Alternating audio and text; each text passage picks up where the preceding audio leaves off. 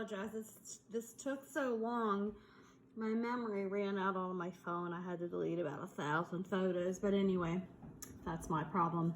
So, this is effective annual yield. We have one more formula after this one. Let's just write the formula down. I have it here, and then we'll talk about it. Effective annual yield, which in your instructions is RE, equal 1 plus R over N raised to the nth power minus 1. You may have seen it if you watched a YouTube video as of Y. What you are actually finding is an interest rate.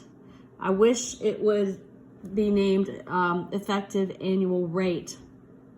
But regardless, what you're finding is the interest rate that would produce the same amount of money, the simple interest rate that would produce the same amount of money had you invested that money in an account that was compounding for 1 year at a different rate.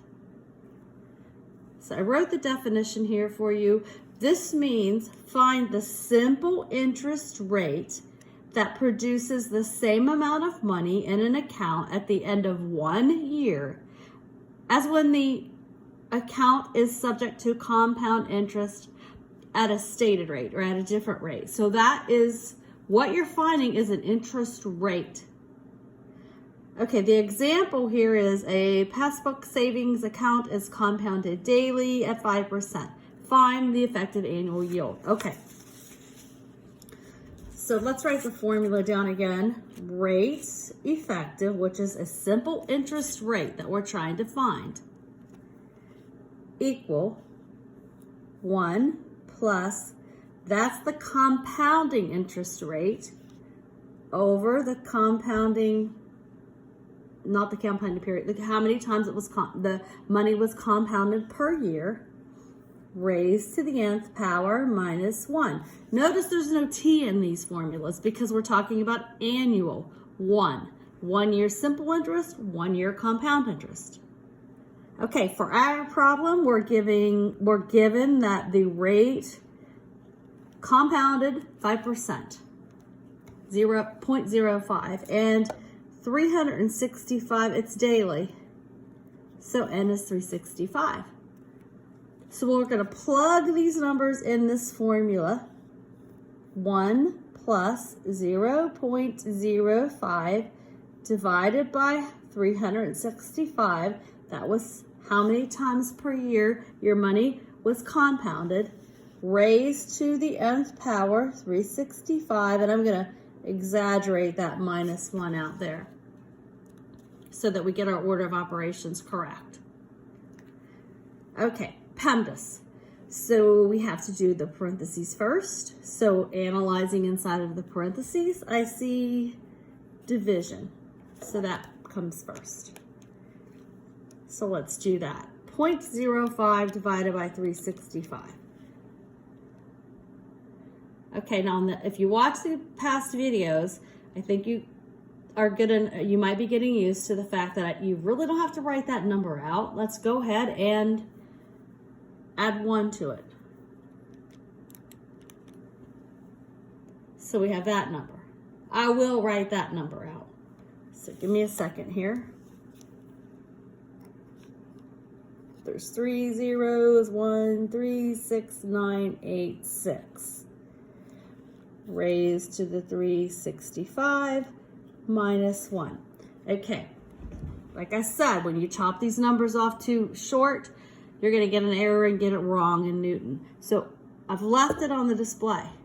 I'm going to go ahead and caret, raise it to the 365.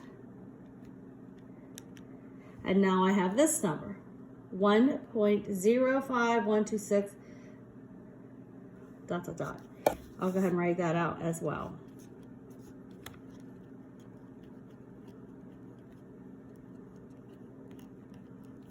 All right, and you know you're on the right track here because when you subtract 1 from this number, you're going to get a decimal.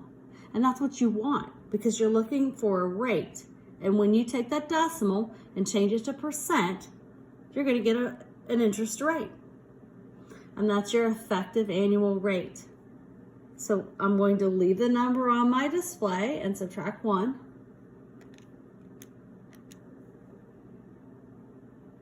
$0.05126.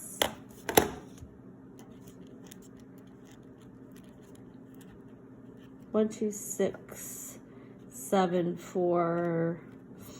I'm just going to put some dots there because I'm going to change this to percent, and I'm going to move this over to 5.13%. My marker's failing on me here. Those of you that took the quiz already left your answer in decimal. So I don't know if the homework did that with you or whatever, but I counted them right. I counted it right for you. It takes me a while to grade. I hope you have patience with me because I do like to find where your error is. And a lot of times it's really not an error. It's the way you input the answer. And be very careful here how many decimal places out your test question asks you to round to. So here you found your effective annual rate, I'm going to say, instead of yield. That word bothers me. I guess it's because I'm now not an accountant.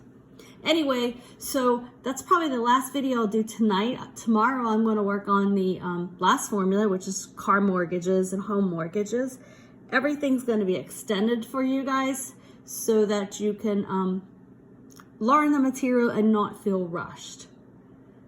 So I hope everybody has a nice evening, and I will continue the videos tomorrow.